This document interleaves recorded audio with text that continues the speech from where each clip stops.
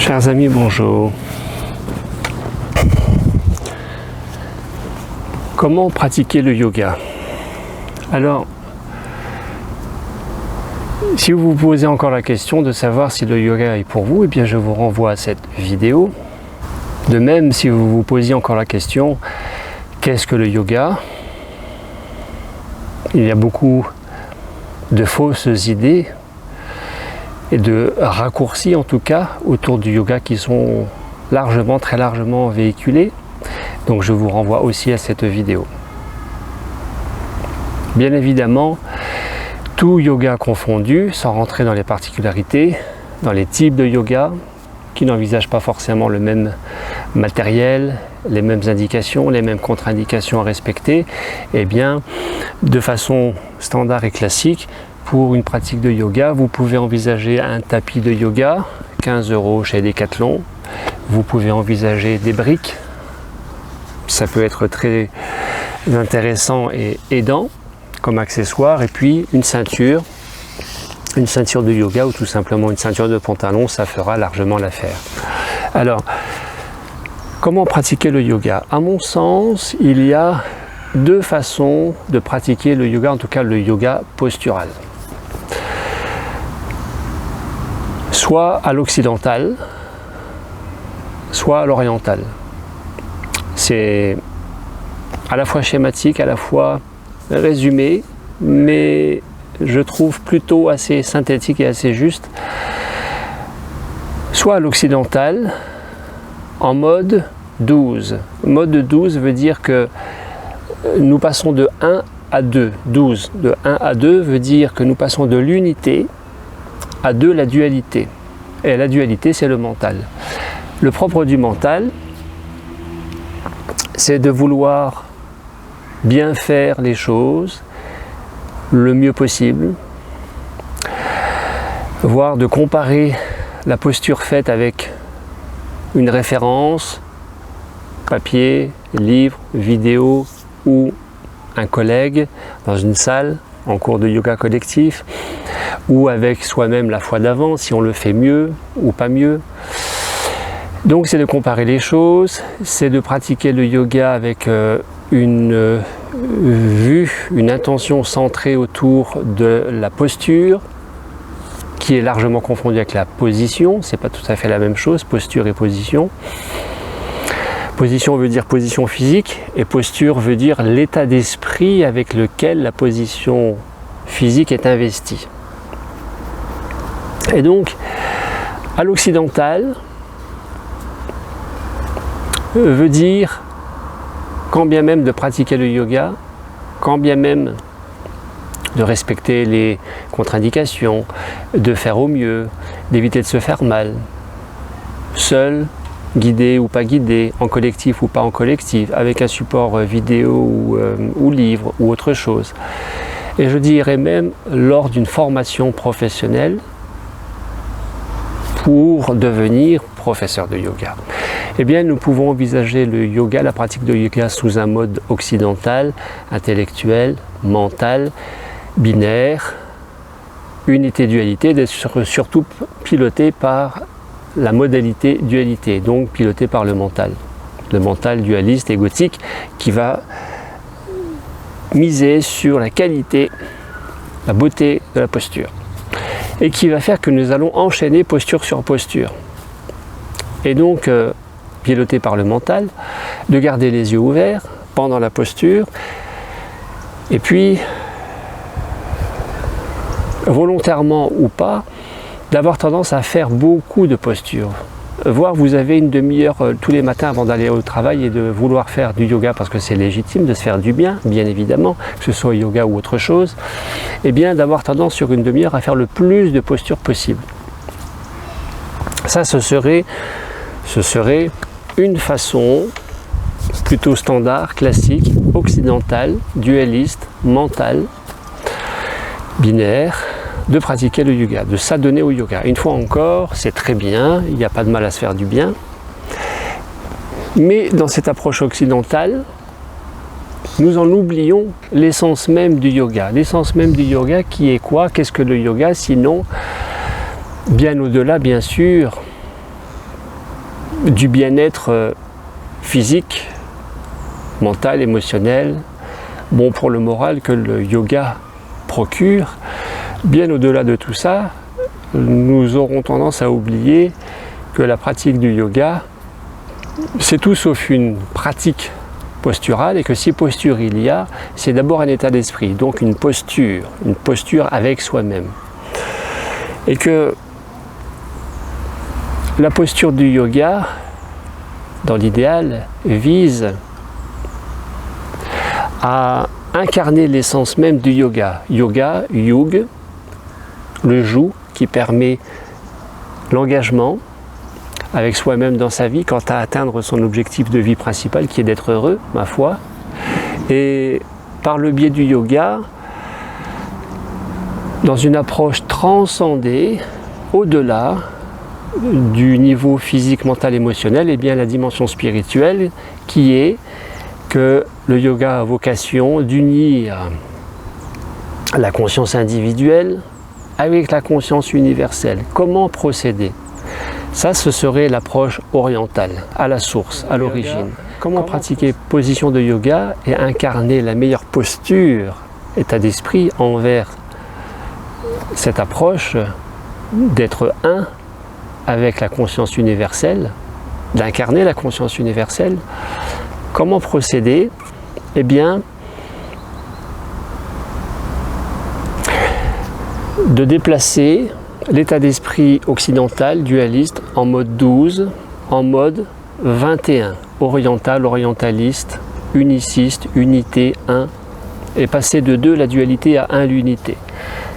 Comment et pourquoi ? Un des personnages principaux, clés, incontournables, fondateurs du yoga, dans l'histoire du yoga, Patanjali. Vous connaissez, vous avez peut-être entendu parler des Yoga Sutras de Patanjali. Patanjali a dit Yoga Chitam Vritti Nirodha. Yoga Chitam Vritti Nirodha veut dire le yoga est révélé, est atteint, quand tout mouvement du mental a cessé.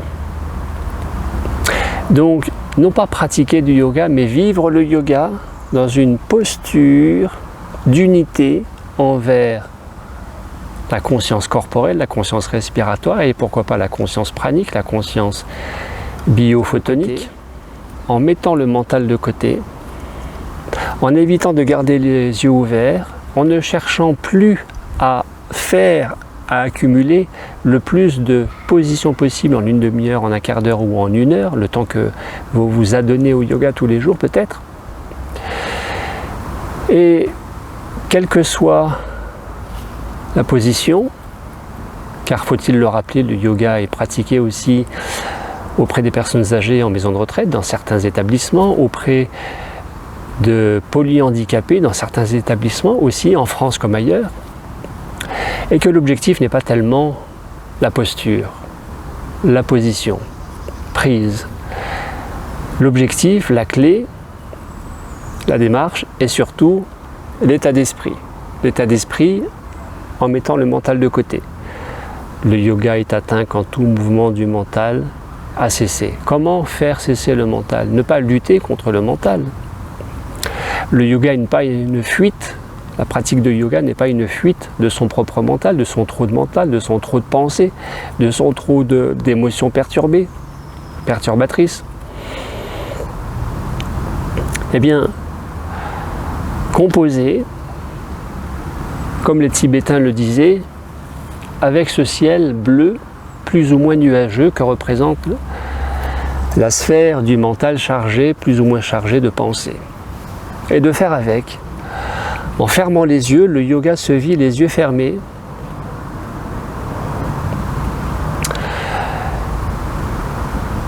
En ralentissant et en étant conscient de sa sphère, de la sphère physique, corporelle, mentale, sans s'y attarder, sans s'y accrocher, sans chercher à modifier quoi que ce soit. J'ai conscience qu'il y a telle et telle pensée dans mon paysage intérieur, mais je reste connecté à la conscience du corps, à la conscience respiratoire, car un yoga sans conscience physique et respiratoire n'est pas un yoga. Et surtout, Le yoga est atteint quand tout mouvement du mental a cessé. Yoga Chittam Vritti Nirodha. Unir la conscience individuelle en la conscience universelle, la conscience névrotique en la conscience extatique. Eh bien, écouter, ressentir ce qui se vit dans le corps, à partir du corps. Ne rien chercher à analyser, à comprendre. Chercher simplement dans le non-vouloir, dans le lâcher-prise du mental justement, en évitant qu'il intervienne, à ressentir ce qui se vit dans le corps et à accueillir ce que le corps peut exprimer éventuellement dans telle position de yoga, dite de yoga. Et surtout d'aller de moins en moins vite, de ralentir, et pourquoi pas, puisque le yoga se vit les yeux fermés, et bien pourquoi pas de pratiquer le yoga, je vous invite à en faire l'expérience, dans une pièce la plus sombre possible. Dans une pièce la plus sombre possible, voire une pièce noire, car le mental se nourrit de ce que les yeux ouverts nous percevons, nous voyons, et qui va alimenter, voire renforcer le mental. Donc je suis en position de yoga, je ferme les yeux, je reste connecté au corps, à la respiration, à l'aspect pranique, au travers de cette conscience corporelle. Je lâche le mental. Et quand le mental lâche, eh bien le corps relâche, se détend. Et non pas va gagner en souplesse, ce que tout le monde dit, le yoga rend souple. Mais comment ça se passe pour les gens qui ne sont pas souples? Pour les gens qui sont handicapés, les troisième âge, mais bien plus que de souplesse, le yoga permet d'atteindre bien plus d'amplitude avec soi-même, en étant moins dans le mental, une fois encore sans lutter contre le mental, et en étant davantage à l'écoute du corps. Exemple, je prends cette position, je prends la jambe, le tibia dans les bras. J'évite de me voûter. Je veille à rester droit. J'écoute ce qui se passe et j'accueille. J'accueille tout ce que le corps exprime, que ce soit neutre, voilà, il ne se passe rien de particulier, que ce soit désagréable, ça tire dans la cuisse, ça tire dans le genou, ça tire dans la hanche, ça tire dans le dos. Ou que ce soit franchement agréable, j'accueille. Donc je reste présent, neutre, détaché, bienveillant. Étrangement, ça ressemble à la posture pranique. Quelle posture adaptée en pause alimentaire en retraite pranique? Car yoga et prana sont extrêmement proches, sont tout à fait, mais vraiment tout à fait complémentaires. Et si je vis un désagréable, bien évidemment, je veille à ne pas me faire mal, je veille à respecter les contre-indications relatives aux postures de yoga, certaines à ne pas pratiquer, adopter pour ne pas se faire mal, en particulier aux articulations. Mais si je vis quelque inconfort, eh bien, je ne respire pas dans cet inconfort pour le faire s'atténuer, pour le diminuer, pour l'arrêter, pour l'éviter. Ça, c'est de la dualité. De 2 à 1, en version unité, mode 21, de 2 dualités à 1 l'unité. J'accueille, je ne fais plus qu'un avec ce qui se vit. Dernier élément à observer, c'est que je peux aussi rester comme ça, la jambe baissée, et là, c'est un écueil du mental dualiste qui a tendance en permanence à vouloir rattraper les choses et à nous endormir. Eh bien, je peux rester comme ça, il ne va pas se passer grand-chose parce que j'atténue les tensions. Évidemment, je manque de souplesse, évidemment, je manque d'amplitude et dans la tête et dans le corps. Mais si je reste comme ça, je peux rester comme ça toute la vie, je ne vais pas faire grand-chose de plus. Maintenant, si je me mets à l'horizontale, je réveille les tensions, je ne fais plus qu'un avec, je suis avec les tensions, je respire avec, je ne fais rien pour qu'elles s'en aillent, je ne réfléchis pas, je suis un, avec, je ressens. Et c'est là où le mental lâchant, le corps va se relâcher. Je vais ressentir un relâchement au niveau de la cuisse et je vais gagner en amplitude.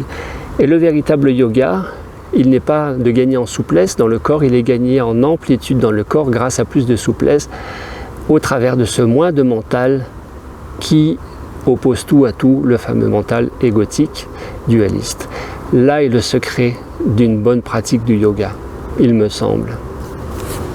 Que vous arriviez à faire ça ou pas, et que vous arriviez à toucher front orteil ou pas, c'est pas très important au final. Autre exemple, vous n'arrivez pas à vous mettre en demi-lotus, vous pouvez vous mettre à plat les jambes, si vous pouvez déjà faire ça, et puis allez poser les avant-bras au sol, si c'est possible. Si ce n'est pas possible, tout simplement, c'est parce que je sens qu'il y a déjà pas mal de tension. Je ne suis pas souple, ça tire, ça tire, ça tire. Ça tire dans le bas du dos, ça tire sur les latéraux, cuisses. Eh bien, je vais rester tel que je peux maintenir cette posture. Et puis, au fur et à mesure que je ne fais plus qu'un avec cette conscience physique, respiratoire, mentale, émotionnelle, et que je ne cherche rien d'autre que de me fondre dans l'instant présent au travers de cette position prise, le mental lâchant, le corps relâche, relâche, relâche, relâche, et je me rends compte que je peux baisser, je peux baisser, je peux baisser, et peut-être au bout d'un quart d'heure ou au bout de plusieurs jours, vous arriverez à vous mettre les avant-bras à plat en gardant les fessiers au sol. On ne décolle pas de derrière, bien évidemment. Zone de confort, attention à la zone de confort qui nous endort. Et j'accueille ce qui se vit dans le corps.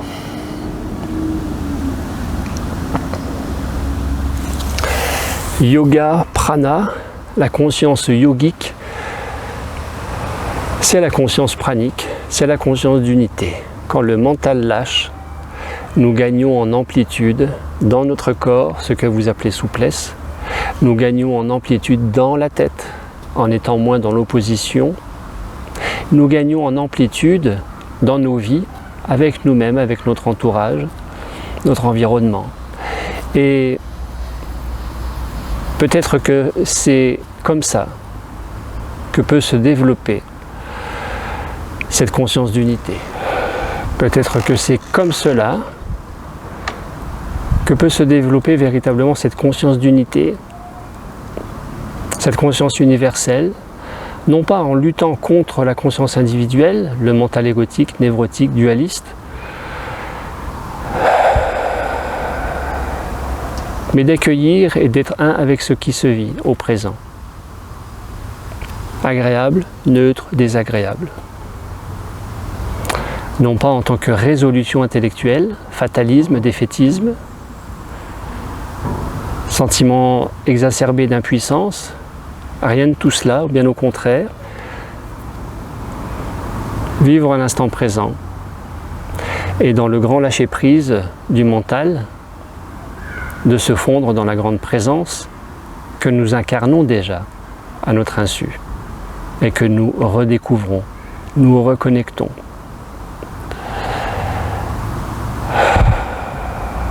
Tout surpris de découvrir que tout était déjà là, en fin de compte. Bonne pratique à vous.